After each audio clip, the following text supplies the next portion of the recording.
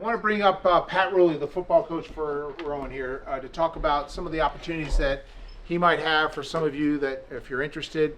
So let's welcome Coach Ruley.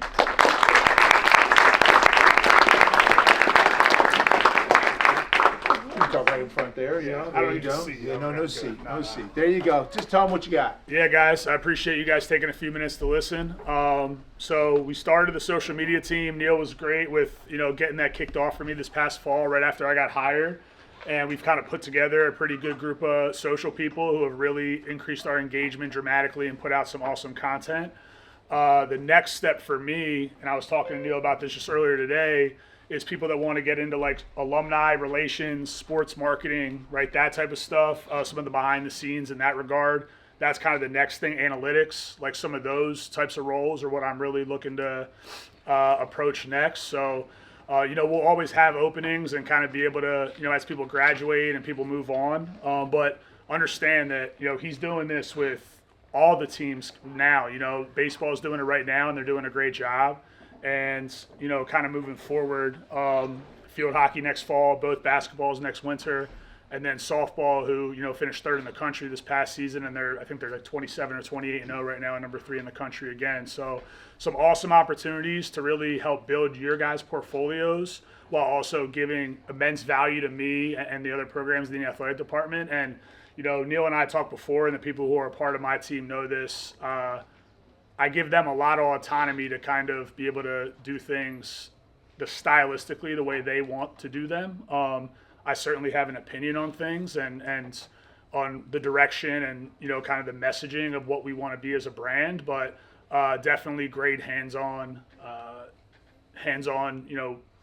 practice to, if it's really something you want to do for the rest of your life, have an opportunity to run it at scale, with somebody who is demanding, but at the end of the day wants you guys to really, put your best foot forward and create great stuff. So. Pat, I just want to show right here, this is the part of the content team. You got Hannah over here that was running it for our social media coordinator. Zion was here in the back here a moment ago.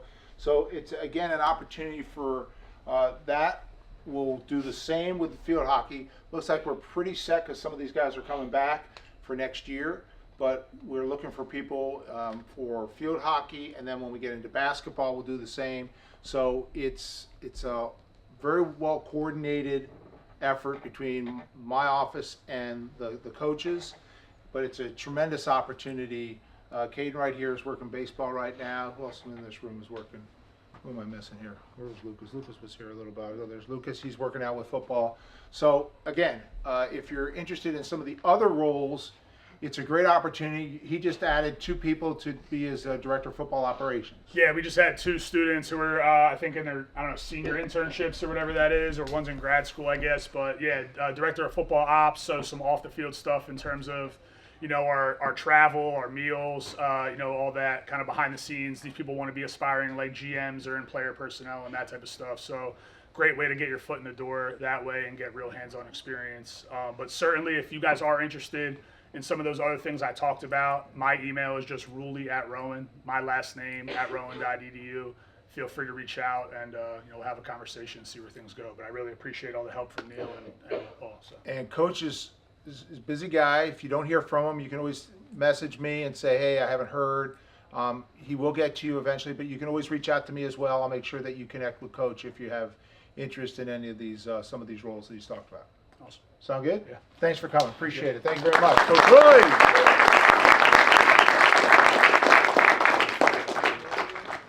All right, up next, please welcome from NFL Films, Greg Frith.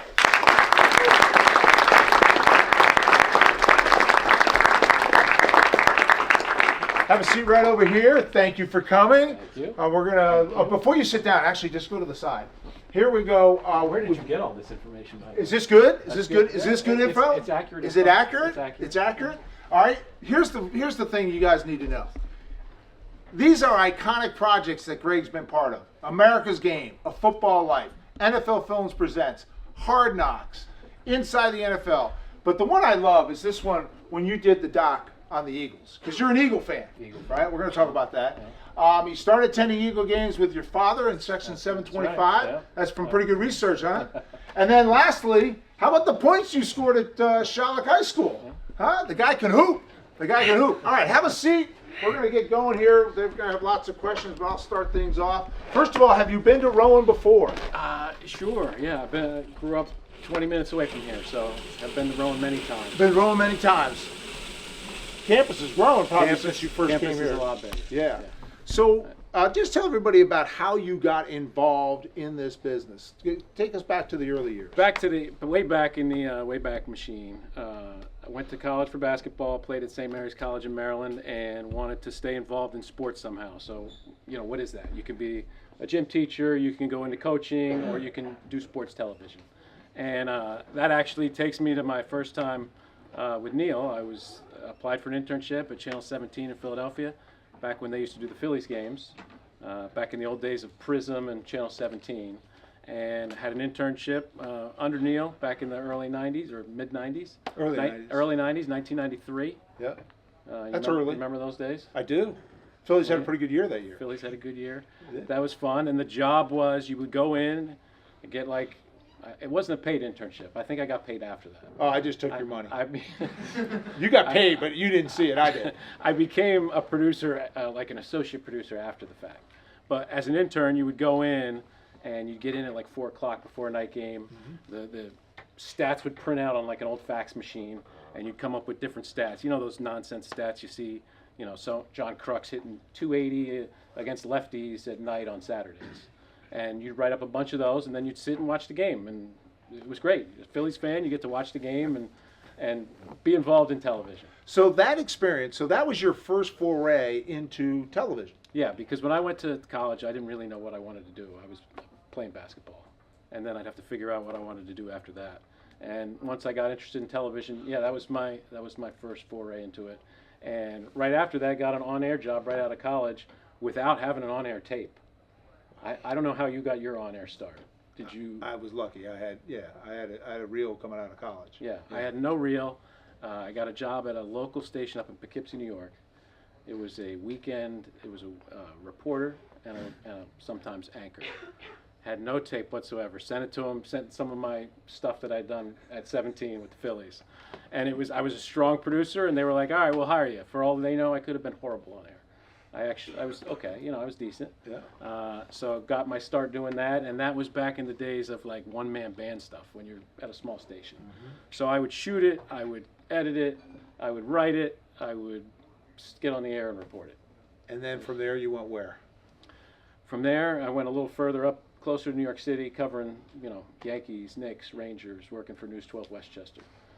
So that was still on air. Still on air. On air producer. So on air, doing everything pretty much. And that was nights, that was weekends, that was the on air life, right? The on air life is not a normal 9 to 5 life. You're covering the World Series, you're getting in. It's 2 o'clock in the morning. The morning team is coming in, and you're going home to go to sleep. So it was at that point where I'm like, this is great. You don't want to sound spoiled, like, oh God, I got to go cover another World Series. Like, this is getting old. Filing pieces at 2 o'clock in the morning. And I ended up at ESPN from that point, staying in sports, but doing documentary, long-form stuff at ESPN Classic. So that was stuff that happened 20 years ago. You didn't need to work until midnight.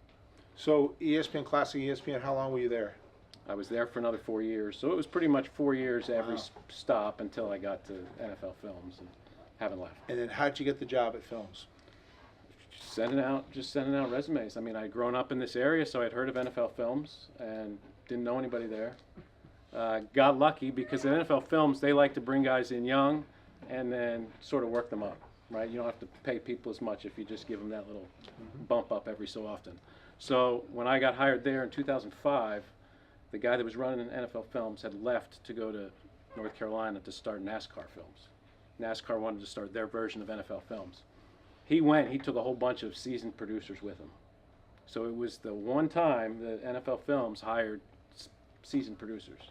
Wow. So I came in there as a guy with experience when normally they would hire people young and then bring them up. So there's something about timing, doesn't it? Timing is everything, isn't it? Yeah. I had missed that wave at ESPN Classic. Like, timing was bad there because they had done all the Sports Century stuff right around 1999. When they did all the Sports Century documentaries. I got there in 2001. So you had missed that wave a little bit, and by the time I left ESPN Classic, they were ready to turn out the lights.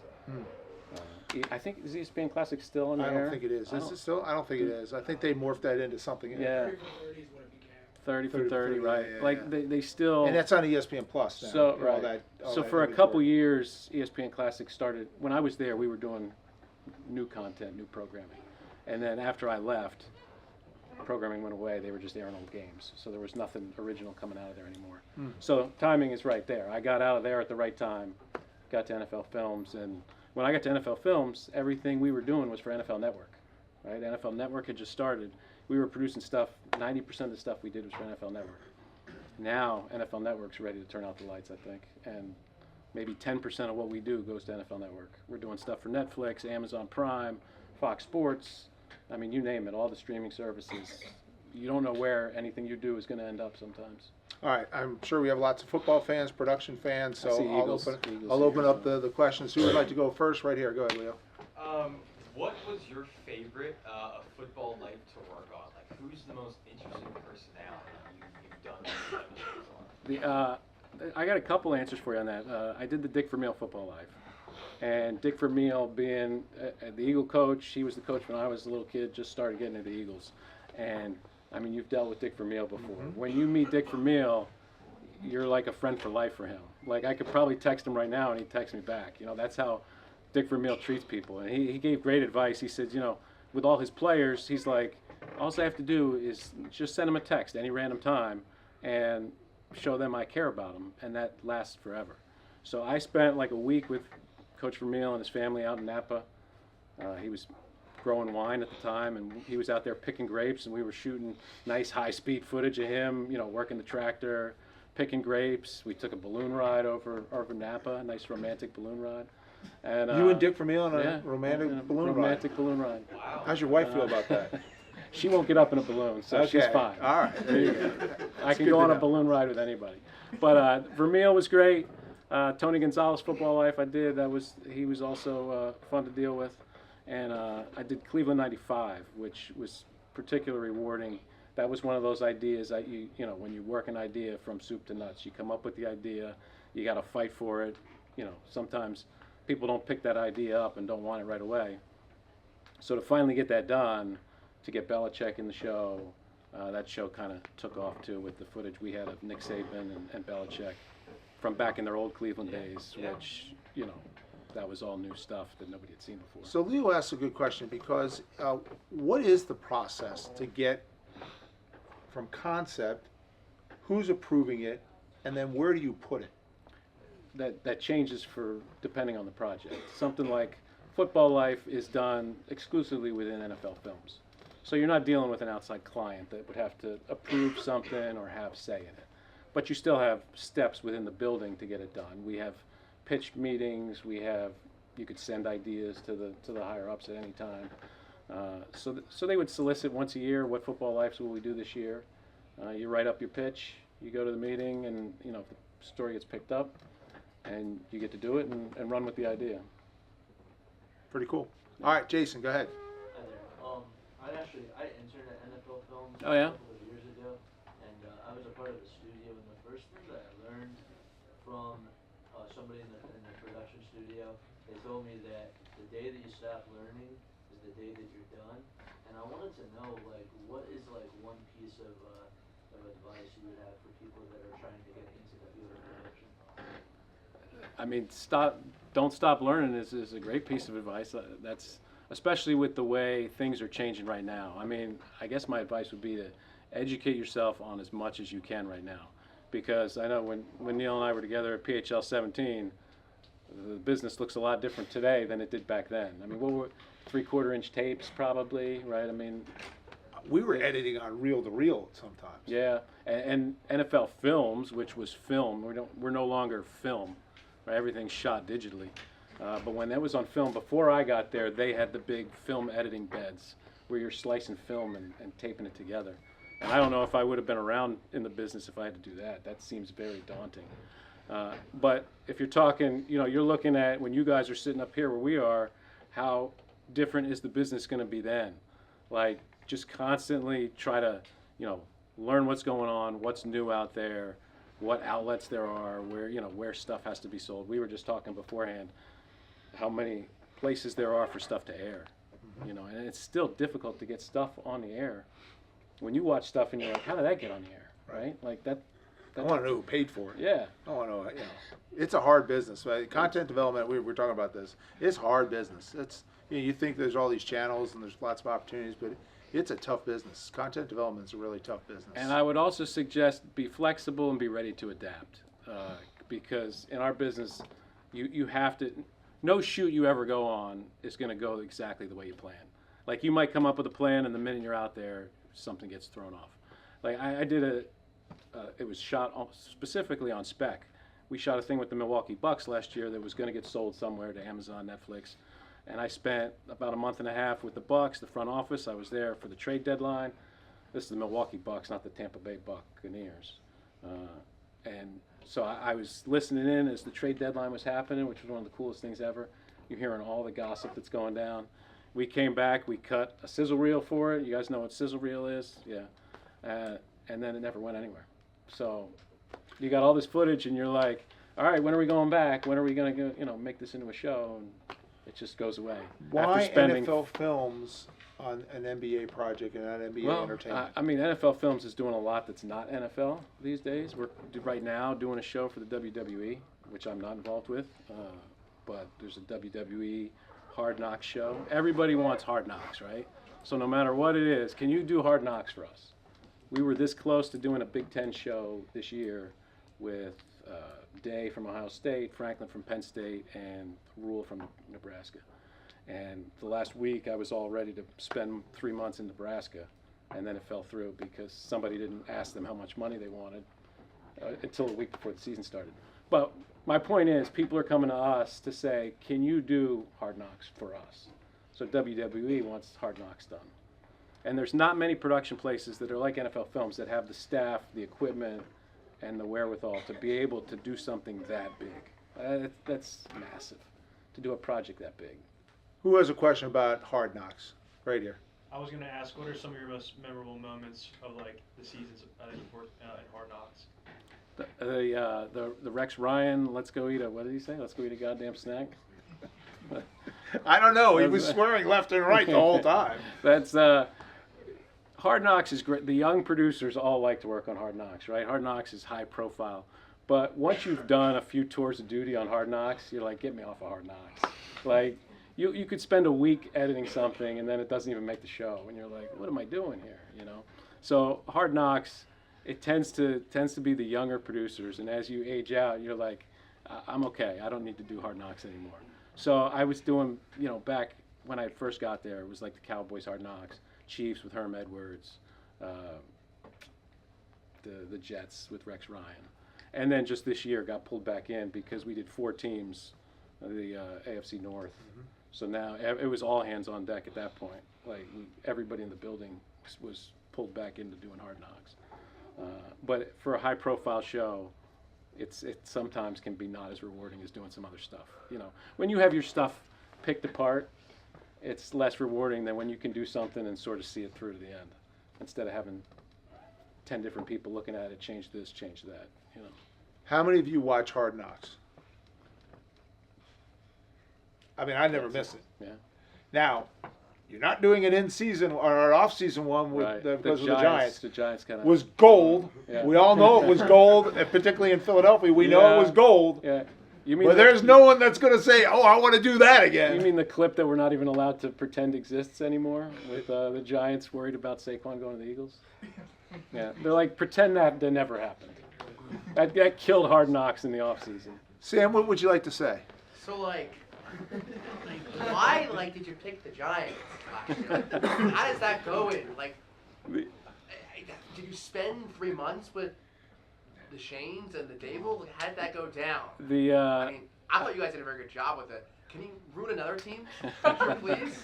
Oh, we got a Giants fan here. Is that Sam announced Kayvon Thibodeau at the draft, so he went viral for the draft. So he's Nice. known for his little moment there. Nice. But he's a big Giant supporter. The Giants have resisted Hard Knocks for a long time, and the Maras are such a well-revered family in football that we've kind of kept our distance from them. And giving them that respect. And the wheel just landed on them this year. I mean, you run out of teams, and sooner or later, it's gonna fall on you. And unfortunately for the Giants, it fell on them at the wrong time, I guess. So the Hard Knocks in-season pattern right now is to do a whole division. I mean, what did we do? The Cardinals, we did the Dolphins, and you pick a team, and that team just fizzles out. Then what do you got? Who wants to watch the Cardinals? When they're playing out the string. So when you do the division, somebody's going to be in the playoffs, and hopefully you got 2 good teams. So I think that pattern will continue. And the NFC North was being talked about the NFC East was being talked about coming up this year. And I think the Giants' last experience sort of said, maybe we'll give them another year. I think the plan is to go the next 8 years and do each division once. Yeah, I mean, look, last year was great. I enjoyed it. I mean, you did the AFC North. AFC North, and you had the Steelers and Ravens It was rivalry. Great stuff. A lot of work, because we tell the teams these teams don't want to do Hard Knocks. I mean, it's an invasion, and you end up like the Giants. I mean, if you're Jerry Jones, you love it. You're Jerry Jones, you love it. So when you promise the teams, hey, it's 1/4 of the commitment now because we have 4 teams doing it, even though it's not really 1/4 of the people in your way and just the commitment you have to give. But we tell them it's 1/4, and they say, okay, and the other Tomlin's doing it and Harbaugh's doing it, so we kind of both have to do it. All right, in the back. No, in the back. Yeah. So correct me if I'm wrong, but last season, this past one right now, the in-season division, you guys are for Hard Knocks in the AFC North, right? The AFC North, yeah. Would you have? I don't know if you know the answer to this or not, but why did you choose this specifically? Because I remember when it was announced, I myself personally felt like the NFC North especially would have been much more interesting because almost all the teams were really competitive. Yeah, you might get the NFC North this year. Again, you got to see who's willing to commit to it, right? I mean, a lot of teams are done because the coach says, okay, I'll be okay doing it, or the owner wants to do it. You said Jerry Jones. I mean, he obviously wants them there. He'd take us every year. He wants the Cowboy show. But I mean, AFC North is a great division with some great teams with big fan bases. I mean, Steelers are going to sell, right? Steelers, Ravens are going to sell. You hope the Browns were going to be a little better, and they weren't, and so you spent less time with the Browns, and that's how it's going to happen. But eventually we're going to get to where it has to do the AFC South, and then we're going to be stuck watching Jaguars and Titans, right? I feel like that's a slight towards the Jaguars. You know what, maybe Jaguars? A little bit. Behind you, Leo. Go ahead. Which team besides obviously the Cowboys is been the most pleasant to work with on Hard Knocks? Oh, you're saying the Cowboys are pleasant to work with? None of the teams. I mean, all the teams want to control the message that's going out. Right? Tomlin was in the meeting. He said, if I'm forced to do this, then we're going to be the best damn team out of these 4 teams. He looked at it as a competition. This is a Hard Knocks competition. We're going to win that. We're going to win the division, and we're going to win Hard Knocks. But it's such a valuable franchise. You wish these coaches would understand the fact, right? Your players play harder when they know cameras are on them at all times. If you play the message right, you're going to come off looking good. We don't make these guys look bad, right? If you're a good coach and you're confident in your abilities, then that tape will be out there. And they always talk about players putting stuff on tape for their next job. Coaches, who was the Dolphins coach? Philbin was the Hard Knocks coach. He wasn't a great coach. He wasn't a great character on television either. But he could put something on tape that would get him his next job, right? So you would like to think they would cooperate a little more than they do. I know I was doing, for that Cleveland 95 Football Life, I interviewed Thomas Dimitroff. Spent some time with him. He was the Falcons GM when I interviewed him. And I said, how about Hard Knocks next year? You want to do Hard Knocks? He says, no, we're not doing Hard Knocks. No way. He's like, that's private. I don't want people in here when I'm cutting people. And so they really resist putting that on tape when they have to cut somebody.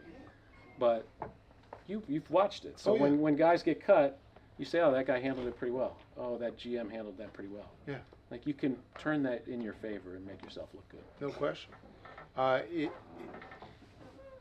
Every team eventually has to do Hard Knocks.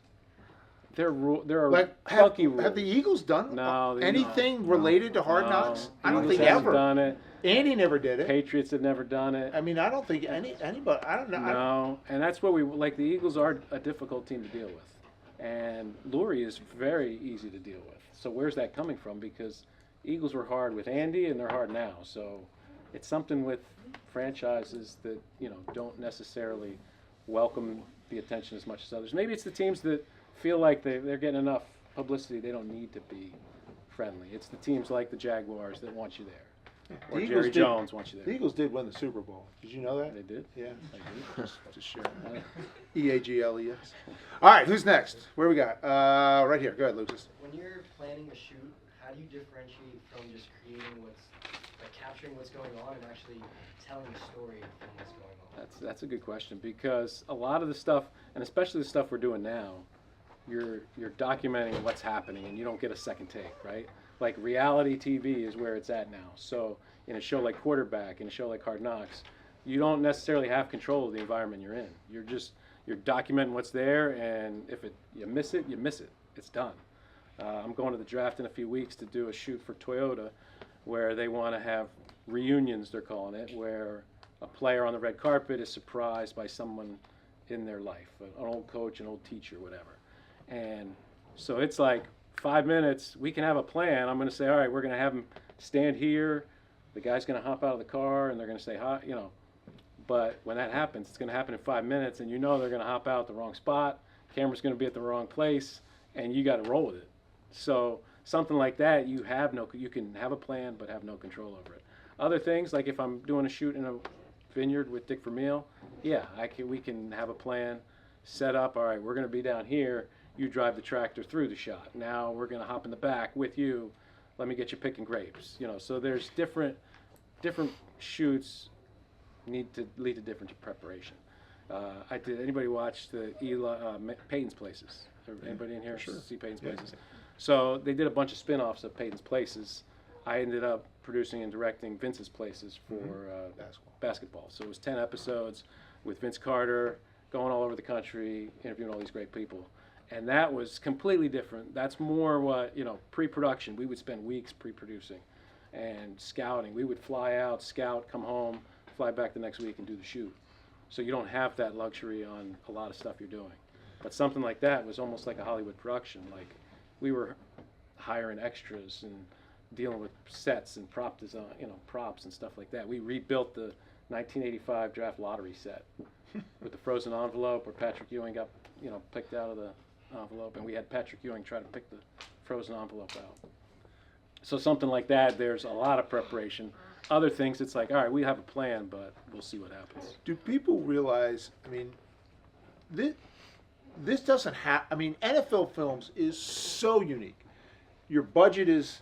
I mean, everyone's always trying to have a tight budget, but you have a budget. That's to even just do what you just explained, to be able to create a set, to bring extras, to fly out there to do a site visit, to come back, to produce it, to have the crew and the staff that you have to put a project like that together. Like that doesn't happen in many places Normally, anywhere. It's set design. We did a shoot on the origin of the shot clock, which started in Syracuse, New York.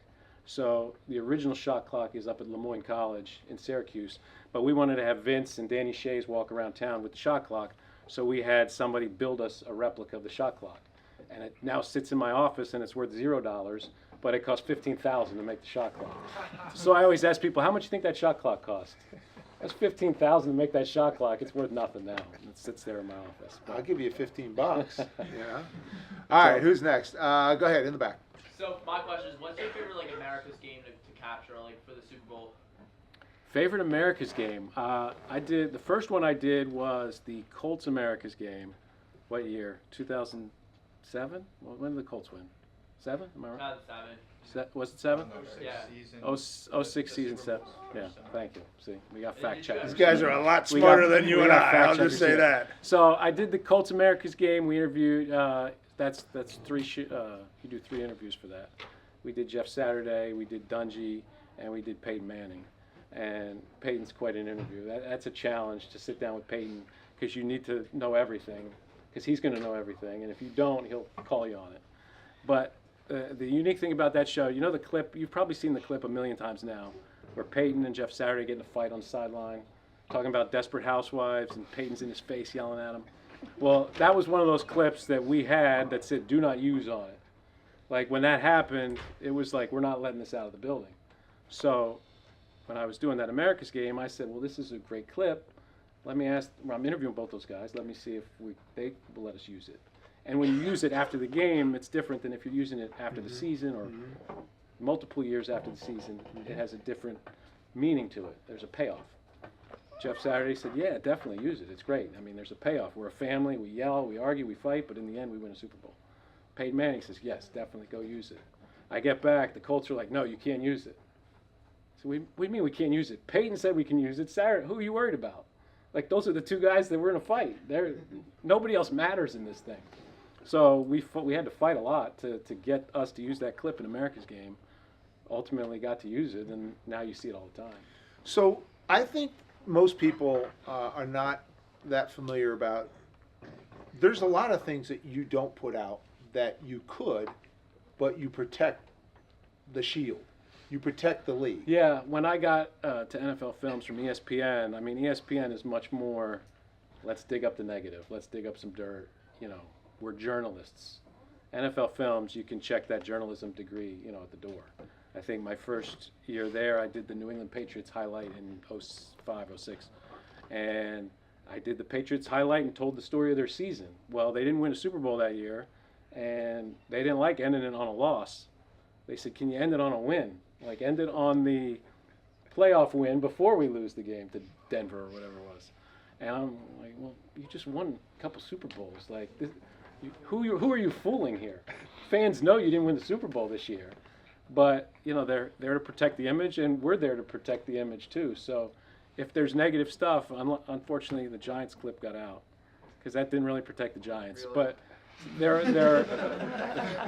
there's things that, yes, when a player is wired every week, you know, multiple players are wired every week, and all that goes to the team, and the team says, don't use this, don't use this, don't use this.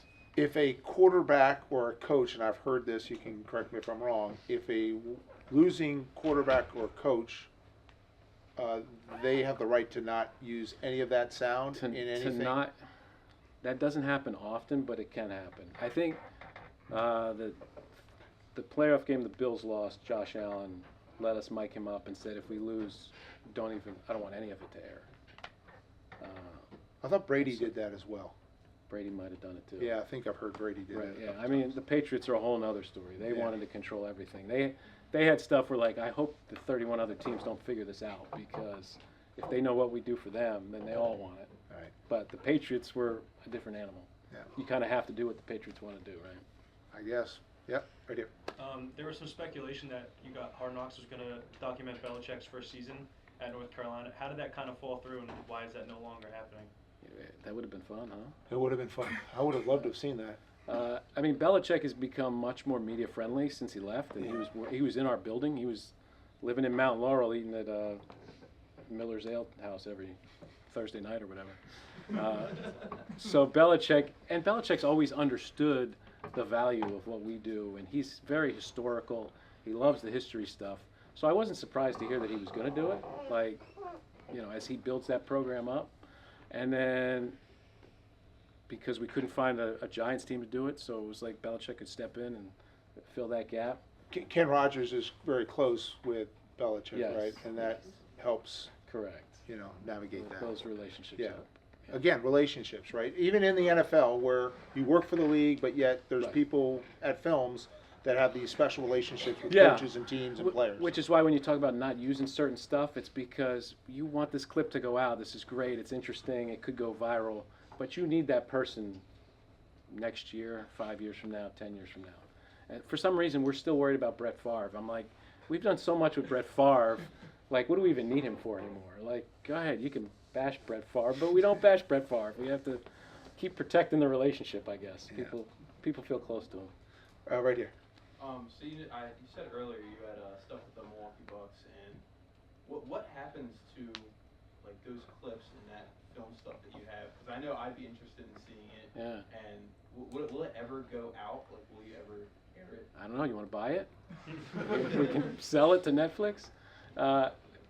When that show didn't happen, I was like, well, maybe if we do it the next year, we can bring some of that back as like flashback stuff. But once that went out the window, yeah, it's in our building. I mean, we have it. We could search for it and watch it.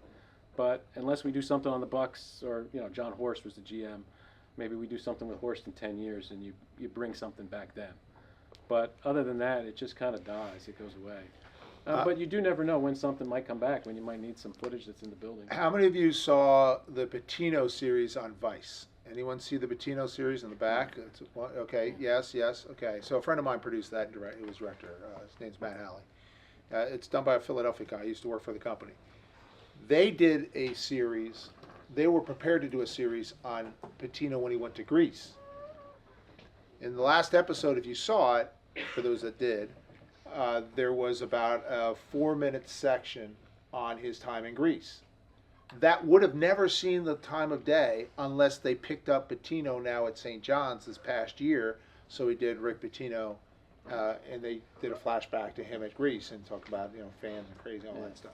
So sometimes you find a use for it, but generally it just sits there. I worked on a documentary series on a guy who went to prison, got life in prison.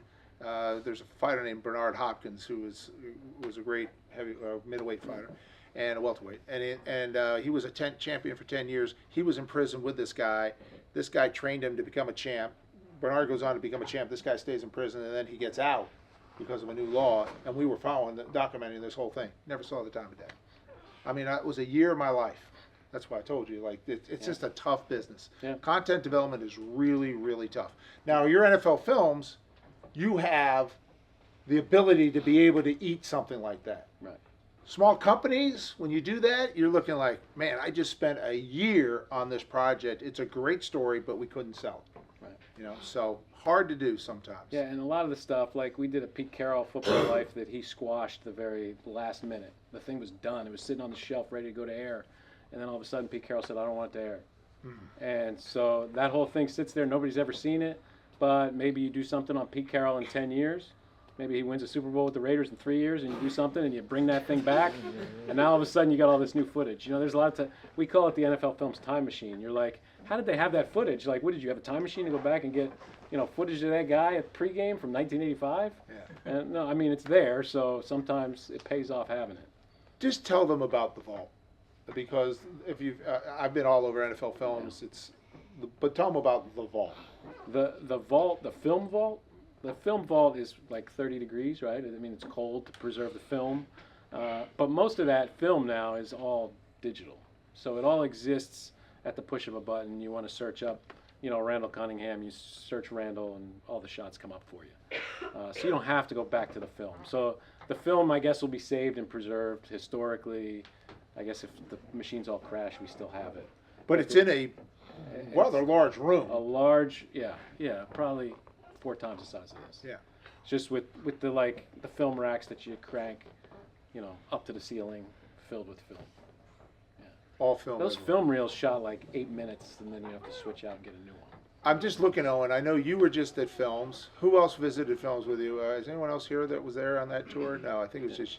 So what was that like when you went to NFL Films? It's funny because they were telling us about that today, and they're saying it's going to take they're digitalizing all of that film right now, and it's going to take another 6 years to finish that project.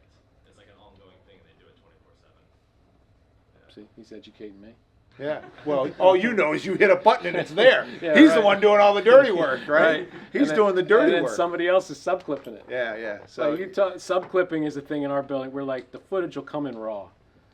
So it used to be a whole film reel would come in, and then you'd go through. And during the season, every producer's assigned to one camera. So a game will come back, and you'll have to sell you. So you basically clip off all the good shots, label them so it'll be easy to search for them.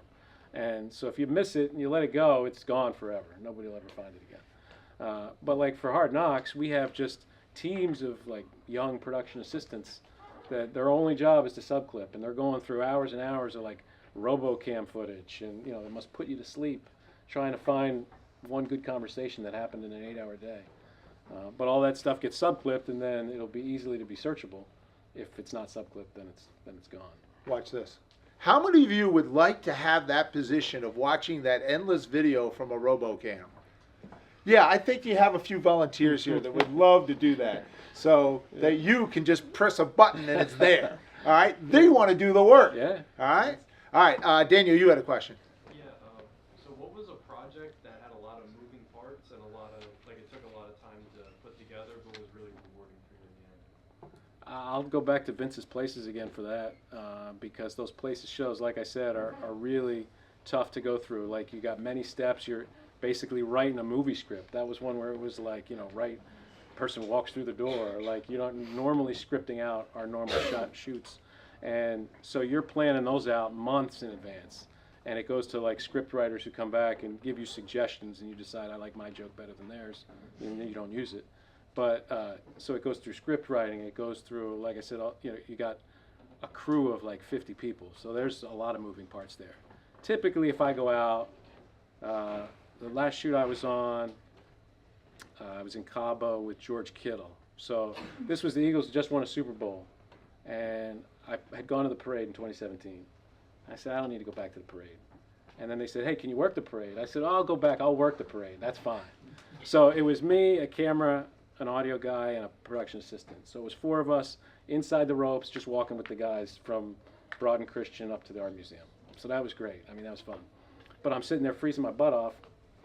I get an email that says, hey, can you go to Cabo next week to direct with George Kittle? See, I think I can pull that one. I think I can swing Cabo with George Kittle.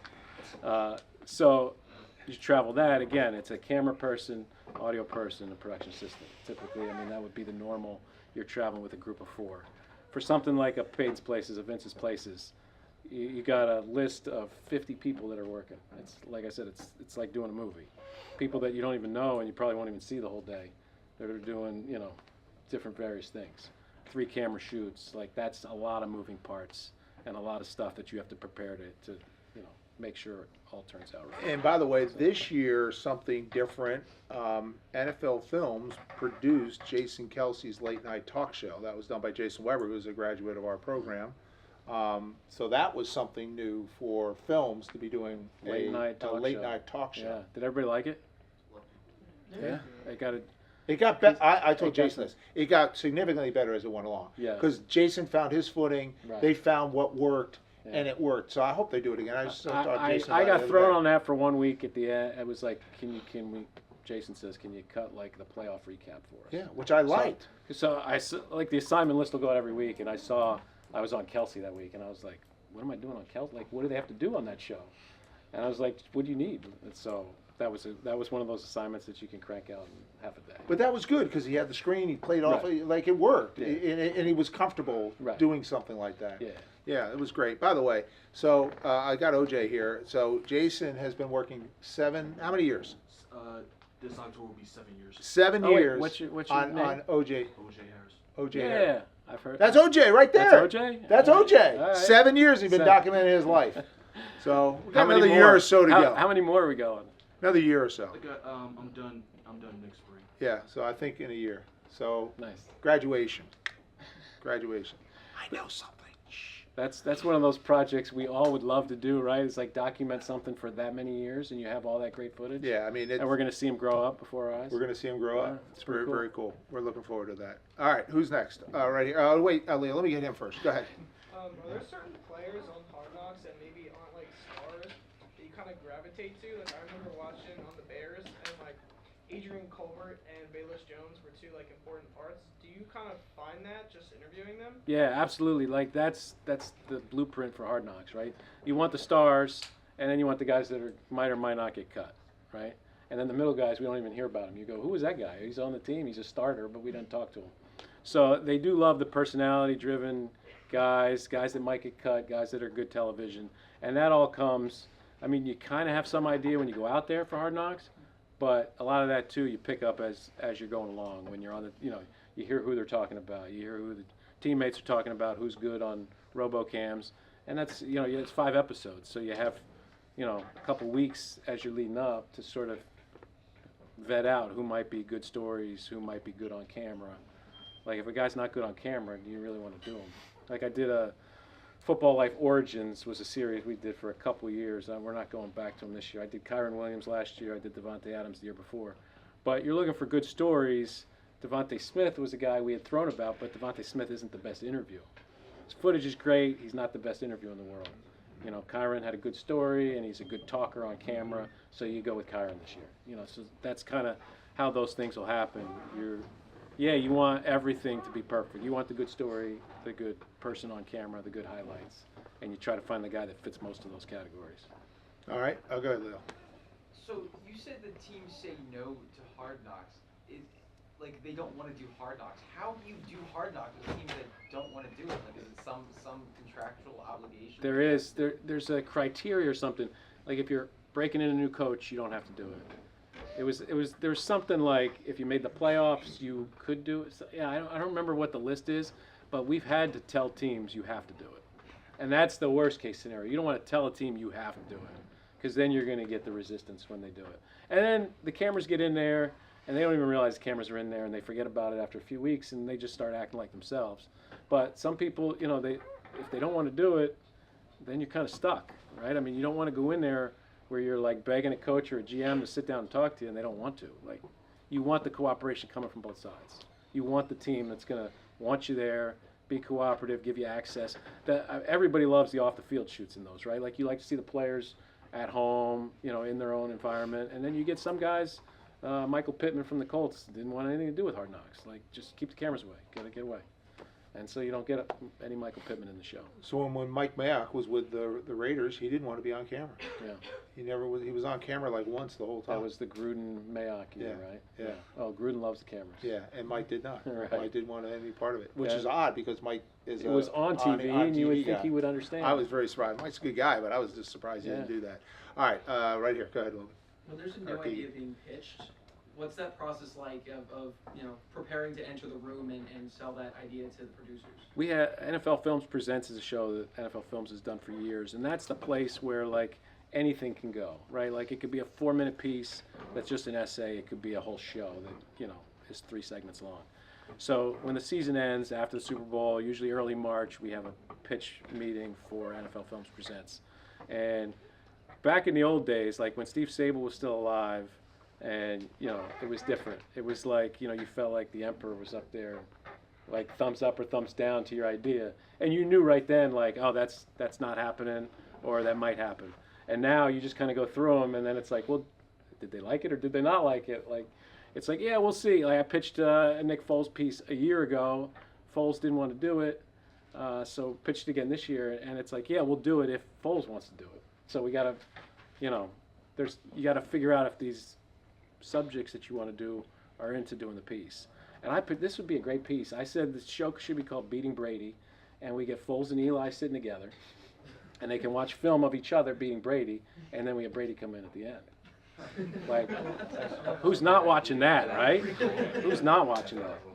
That's almost like, what was the, who was Brady having the argument with on the couch, and they're about his, was it Charles Woodson. Yeah, Woodson. Yeah, I did that. You did that piece? Yeah. That's great. I mean, they were like, I hope that was genuine, because the way they were going back at each other, it came across very genuine. They're good friends. So, yeah. But I mean, they were like, no, man, I'm telling you, what was it? Whether he was throwing motion. Yeah. That was the, what was it? Tuck rule. Yeah, we've done enough on that too. Yeah. Getting 2 guys together is always good. Like, I did was it a Football Life? Football Life on the 2006 Rose Bowl, Texas, USC. I got to interview Snoop and Matthew McConaughey for that, so that was cool. But we also got Matt Leinart and Vince Young together for that. And so when you get 2 guys together that, you know, might have been rivals or now are friends, and it's years later, it's always fun to get 2 guys together talking like that, which is why I think, like, if you're doing a big documentary, Nick Foles is a hard sell to the nation. Like, Philly will watch him, right? But Nick Foles has a great story, but people might not tune in to Nick Foles nationwide. But you put him with Eli, first family of football, and then get Brady involved. I think we should do it. Well, the word Brady kind of helps. Everybody gave the thumbs up in this room. So. Yeah, there you go. Sam, you had one. So, would you guys ever follow a player all season long? Like, do a football life of, like, them for that season? Well, it's kind of like what they did with Jason Kelsey. No, Kelsey, like yeah. Kelsey, would you guys see more of those? Well, I mean, quarterback show is like that, right? Quarterback first year was Mahomes, Kirk Cousins, and Mariota, and then it went to receiver, and then it was back to quarterback this year. I guess it's coming out soon. Goff, Cousins again, Yeah, which is and odd. Burrow, right? Odd they're doing Cousins. Well, I mean, that's another. It's like Hard Knocks. Like, who wants to do it? Nobody. We went to receiver the second year because nobody wanted to do it the second year. Nobody could stand up, to Mahomes doing it and win a Super Bowl. That's kind of hard. And everybody thought, I'm going to end up being Marcus Mariota up there and look like a fool. So again, we're not going to make you look like a fool, right? You're going to come off.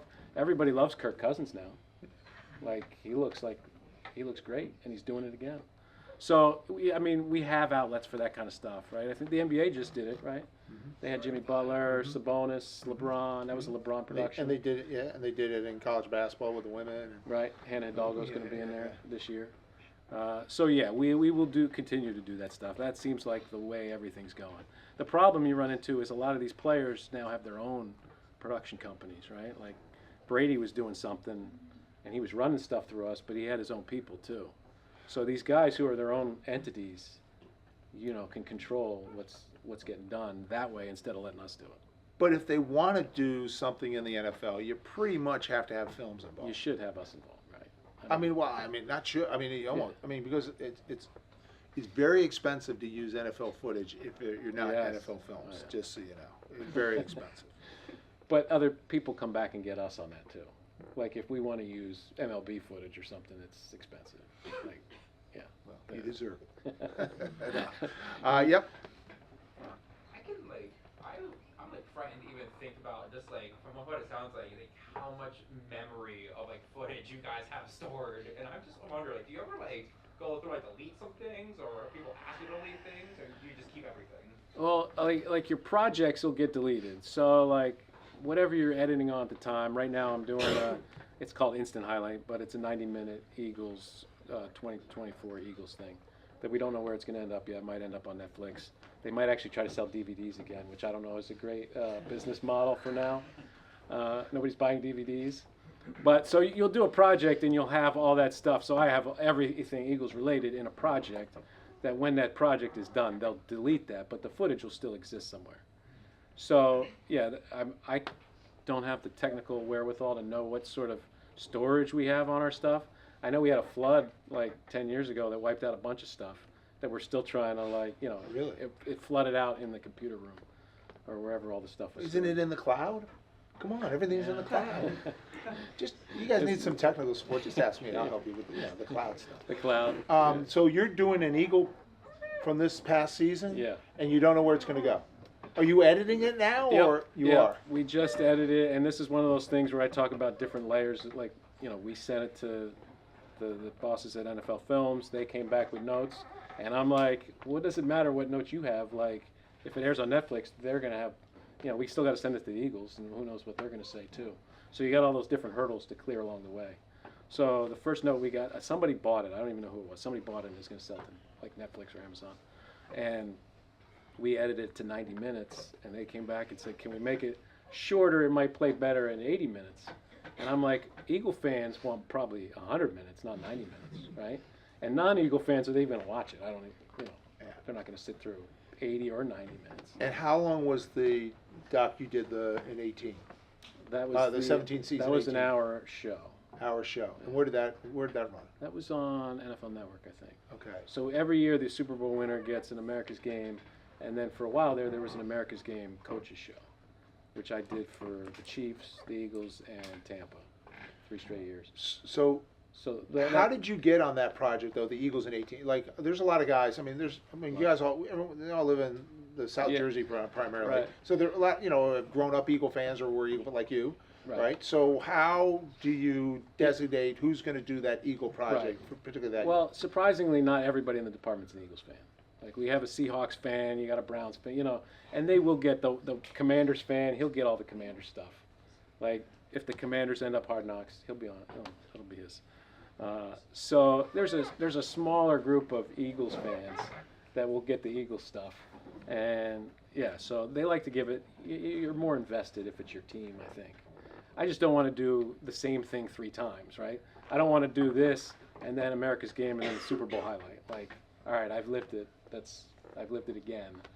It gets redundant if you keep doing it. So. Gotcha. But this, if this ever does make it, this is 90 minutes. It's the whole season. You know, you don't have all the time in the world to get through every game, but we try to hit themes and do Sirianni backstory, Hurts backstory, Saquon backstory, Saquon against the Giants in the regular season, Sirianni against Cleveland when he yells at the fans, and there's another instance where Sirianni was mic'd up, and that was when he ended up going at it with the fans, and that never got used and never got seen, and we're crossing our fingers that the Eagles let it out there now.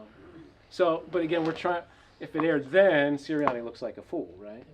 But now he's won a Super Bowl, so we're talking about his fiery nature, and he comes off better now. It's like he's pitching Jeffrey Lurie right here, like I'm supposed to say. Yeah, I agree with you. That sounds good. All right, who's got the last question? Last question, right? All right, 2 questions. You and Gerasimus. Go ahead. My question is, what was like an idea that you had, or a project that you worked on that got rejected, but you were really passionate about? Idea that happens almost all the time, right? I mean, the Foles thing. Hopefully, the one thing is, if it gets rejected, it still might come back like 5 years later. Like you can be working on what's the one piece I've been trying to do for like 5 years is a piece on garbage time. Like, are touchdowns meaningless in garbage time? No, because you know it could be up your next contract. Nobody looks. They look at the touchdowns. They don't look at when it happened, right? So I was at the Super Bowl 5 years ago asking players about garbage time. Got some good answers, but not enough to make it a whole piece. So you go back the next year, you ask more questions, and the piece still hasn't happened. But maybe in 3 years we'll have enough to do a piece on garbage time. You know. When you see garbage time, you're gonna know where it came from. All right, Gerasimus, last question. My question is actually quite similar to the answer you just gave. Is there any projects that you've had in mind for a long time that you've always wanted to do and that you still want to do in the future? Like, essentially, like, what's like a dream project of yours you'd like to do? A dream project. I'd like to do season 2 of Vince's Places because I had like, we did 10 episodes. I had 20 more episodes written up, and then Peyton and Eli were like, yeah, we don't need to do any of those other guys. We'll just do Peyton and Eli stuff. That was Omaha. We do a lot of Omaha production stuff now. They're like our NFL network. Half the stuff we do is tied into Peyton Manning these days. And I guess once they got out, we had Ronda Rousey doing one. We had David Ortiz did baseball, and now they have money up on ESPN Plus, and they don't have more episodes of them. I guess everybody else hasn't seen it. They'll think they're new anyway. So you don't think you'll do any more basketball versions? Probably not. Vince doesn't even work for ESPN anymore. I sent him 20. He's like, let's go, let's do it. You know, he had a blast doing that show. So yeah, I would love to do that. There's other stuff. Anybody see? I don't even know. I don't do it much anymore. Sporkle, you know Sporkle? It's like a trivia thing. Yeah. Like I wanted to do something with Sporkle where you were you do know Sporkle? I know. It would be like name the top 5 receivers from each team. You know, and you go through and you get 20 minutes to sit there and do the trivia. Yeah, I don't want to do that. But I was thinking of more of like a game show reality thing where you could go on and compete against other people and win prizes at home. Give your final words to these guys about the business, what they should do here in college, from someone that's been through the industry like yourself. The business, and you heard it with Coach standing up here earlier, like how much the business is changing, and to have those opportunities, like if it's to go shoot with the softball team and get stuff on film, go do it. You know, if you want to be in front of the camera, get something done in front of the camera. If you want to be behind the camera, cut something. You know, go into wherever you're going to go with your internships and have a little knowledge of, you know, the editing and storytelling and writing and all that stuff. Like if you know that stuff and you go into these environments and you're going after it, people will notice. You know, we have interns. Nobody's intern here for NFL Films? Have you had any? Not in this room. Not in no. this room. But we've had a lot over the years. We have a lot of real people at films, as you know. Yeah. And you know, those interns, if you just show a little initiative when you're there, it makes a huge difference. Like if somebody comes to me and is like, "You got anything for me to do?" and I'm like, "I don't now, but next time I do," he's the guy I'm gonna, you know, go to. So if you show that initiative when you go out there and show them that you're willing to do some work, and you might have to sit and watch 8 hours of a robo camera, and you might love doing it right now, and that'll help you get to where you want to get. which is being the guy that's putting that together and not the guy watching the footage. That's pretty cool, wasn't it? That was cool. Let's thank Greg.